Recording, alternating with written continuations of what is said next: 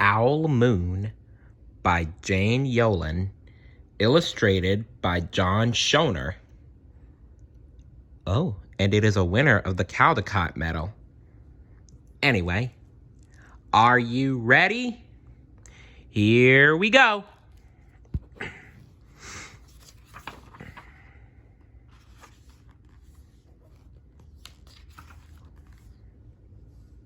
It was late one winter night, long past my bedtime, when Pa and I went owling. There was no wind. The trees stood still as giant statues, and the moon was so bright the sky seemed to shine.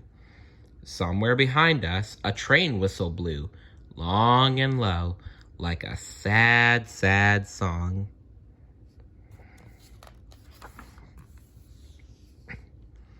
I could hear it through the woolen cap Pa had pulled down over my ears. A farm dog answered the train, and then a second dog joined in. They sang out, trains and dogs, for a real long time. And when their voices faded away, it was as quiet as a dream. We walked on toward the woods, Pa and I. Oh, there's a fox right there. Our feet crunched over the crisp snow, and the little gray footprints followed us. Pa made a long shadow, but mine was short and round. I had to run after him every now and then to keep up, and my short, round shadow bumped after me. But I never called out. If you go owling, you have to be quiet. That's what Pa always says. I had been waiting to go owling with Pa for a long, long time. We watched the line of pine trees, black and pointy, against the sky, and Pa held up his hand. I stopped right where I was, and waited. He looked up as if he were searching the stars, as if reading a map up there. The moon made his face into a silver mask. The sound of a great horned owl. Then he called. The sound of a great horned owl.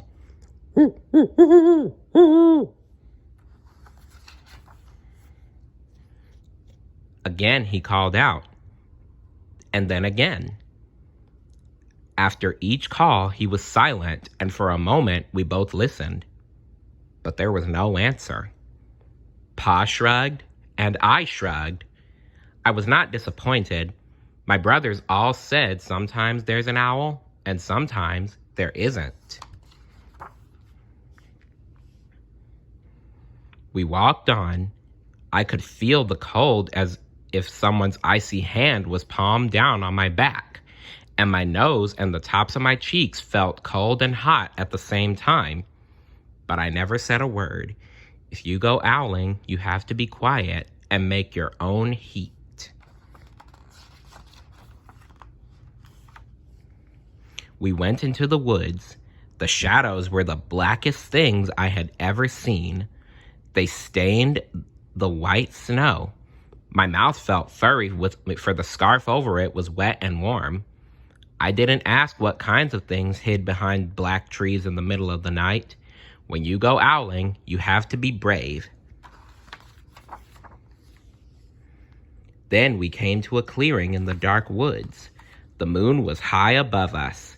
It seemed to fit exactly over the center of the clearing, and the snow below it was whiter than the milk in a cereal bowl. Oh, look, a deer.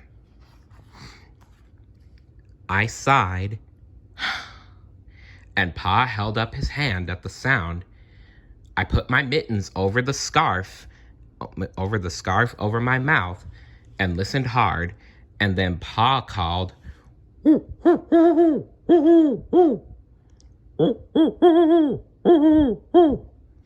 I listened and looked so hard my ears hurt and my eyes got cloudy with the cold.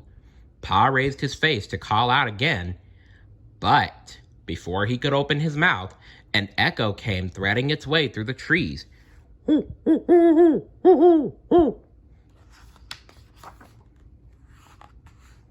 Pa almost smiled. Then he called back, just as if he and the owl were talking about supper, or about the woods, or about the moon, or the cold. I took my mitten off the scarf off my mouth, and I almost smiled too. The owl's call came closer from high up in the trees on the edge of the meadow.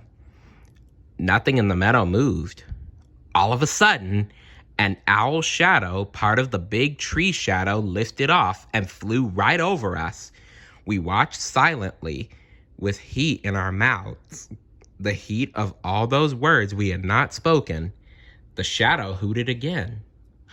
There it is, the owl. I've seen a couple of owls in my neighborhood, but they were not great horned owls. They were barred owls.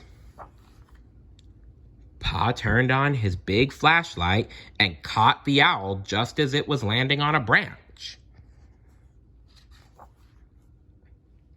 For 1 minute, 3 minutes, maybe even 100 minutes, we stared at one another. Wow, look at that majestic great horned owl. It's beautiful. Then the owl pumped its great wings and lifted off the branch like a shadow without a sound. It flew back into the forest. Time to go home, Pa said to me. I knew then I could talk. I could even laugh out loud. But I was a shadow as we walked home. Man, this book is filled with all kinds of figures of speech, similes and metaphors. When you go owling, you don't need words or warm or anything but hope. That's what Pa says. The kind of hope that flies on silent wings under a shining owl moon. The end. What would you do if you went owling? Let me know in the comments below. And don't forget to like, subscribe, comment, and ring the bell to be notified about new videos. See you later. Bye.